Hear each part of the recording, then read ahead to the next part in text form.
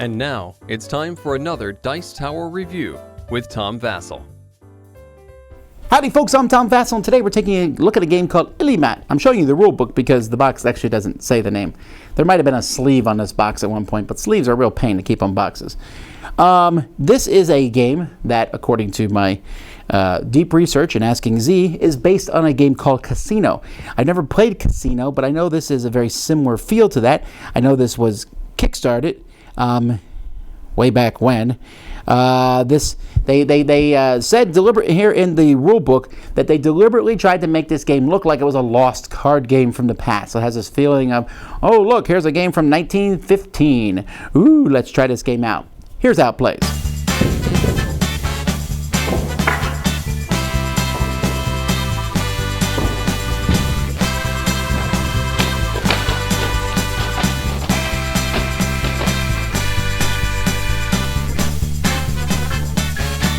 Okay, so here's the game board. You'll notice that the box of the game is used here, and it's going to be showing there's 4 different seasons: winter, autumn, summer, and spring.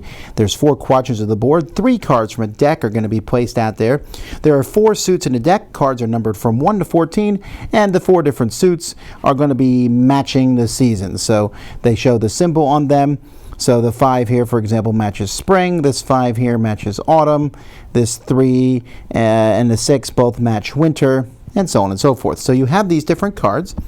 The face cards, there's 11 through 14, and the ones all have pictures on them. You are trying to get the most points in this game. Be the first person to 17 points. At the end of a round, whoever has taken the most cards is going to get 4 points. Whoever has taken the most summer cards, yay, summer is amazing, they're going to get an extra 2 points. Whoever takes the most winter cards, boo, cold, they're going to lose 2 points. And every face card that you've taken is worth a point. Plus, you also have a point for each one of these pieces that you take. They're, what are they called again? They're some weird Okis tokens. So on your turn, you have a hand of 4 cards you're going to play and then draw. You can sew a card into an area. So I could sew a card here, except I can't sew in autumn. Okay, so wherever autumn is, you can't sew. You can harvest a card. Now, harvesting basically means you're going to play a card that matches one of the cards here. 7/7. I get to take that card and put that in my pile so I can capture it. In fact, if you have a card where you can add things together, like I'm going to play this 10 and these 2 5s add together, I can take that. By the way, when you clear a whole area, that's how you take one of these tokens, you're also going to reveal the card on the outside. This revealing of a card basically it's like a special card that is going to change how the next cards operate. They're called luminaries, and the rule book explains how each of them works. So for example, the rake here, on your turn, you must sew a card that has the field containing the rake. You have to do it on your turn no matter what. And then we would add 3 more cards to where he was. Boom, boom, boom. And we go on and keep playing. Now, once these are gone, fields no longer get filled up necessarily, and the game at some point everyone will pass or play and the round will end. But there's one more action, and this is one of the strange actions of the game, and that is you have this weird action called stockpile. So the way stockpile works is I can play a card that matches some cards already on the table. So for example, and I could play this 4. Combine this with the 6, turn that into a 10, turn these into a 10 and put them here. But I'm only allowed to do that if I have a 10 card in my hand. Now the next turn I can harvest these with a 10. No one can harvest them with anything but what's already there. By the way, quick side note, I said there was 4 suits. There's actually 5. There's the star suit here. That's an extra suit of cards. But anyway, back to the game. So stockpiling, let's say there was a card already out there. So maybe there's a 5. I could play another 5, and then that could be taken with, I could say that's a set of 5s to take. Or I could just combine them and say they're 10, turning them sideways, and then in the future, on my next turn, I have to play a 10 to take them. However, somebody else could do that on a turn before me. So that's what stockpiling is. Again, you can't stockpile in spring, you can't sow in autumn, you can't harvest in winter. So you couldn't, I was showing you harvesting here, it couldn't have happened because that's winter. But this turns every time someone plays a face card. When you play a face card, you're going to turn the season that you play, so it's the King of Winter, to face that card. And so that's going to change how things go around the board. There's also all kinds of weird luminary cards. These are going to do different things. Each one has a special effect on the game. At the end of a round, you'll take whatever points you have, maybe lose points if you had too many winter cards, and then you start the next round and you keep going until somebody gets 17 points. That player is the winner. So the game uses the box as the way to keep track of the seasons. Okay, that's kind of unique, although it does make the box, when someone sees it on your shelf, they don't even know what this is. I guess that's kind of cool, but I'm not as big of a fan of that.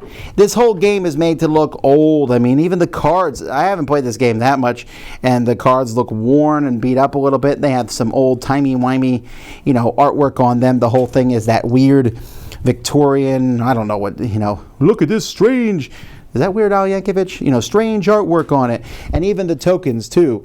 I don't even know what these are. A tooth, a bathtub, a boat. What does that mean? The suits are easy to tell apart, though. I do like that. And even though the cards are kind of look a little beat up and stuff on them, they are good quality. The board is a handkerchief, which is good if you want to blow your nose. I'm not sure it's a great board. I think I kind of like boards being actual boards, but it does make it fit into the smaller box. The game also comes with a tuck box to keep all your cards in. Anyway, those are the pieces. Okay, I get how this game is supposed to work, right? I understand the concept in my head. And in the rules, they went over and over again like, well, this is where the strategy tips are. They're trying to go here. And I'm glad that was in the rules, because if I didn't see those and I played this my first time, I would have hurled it across the room and not continued to play it. As it is, I'm probably going to hurl it across the room because I really, really don't like it. Now, the concept is interesting, right? The concept of collecting cards. But the fact is, when you strip away everything, forget the old-timey, whimey, weirdo artwork and stuff. I don't really like that anyway. It's like, oh, that's interesting, but I don't really want it. I want cool-looking stuff, not this old and weird stuff. But that's fine. Some people like it, some people won't. That has nothing to do with it. Forget the fact that they use the box in part of the game and there's a handkerchief board. That's fine. That has nothing to do with it. The fact is that on my turn, I feel like I'm just playing. And then at the end of the game, like, oh, who took the most cards? Oh, I did. What was your strategy to take the most cards? It just worked out that way. And I play a good amount of card games, right? I play hearts and spades and a lot of these different little card games that you play and stuff. And I know there's a lot of luck in those games, but there's some strategy. In this game, same thing. A lot of luck and some strategy, but there's too much chaos. The cards that turn over, those are luminary cards, and they do all kinds of weird things. The fact that the one thing I hate the most in this game is stockpiling.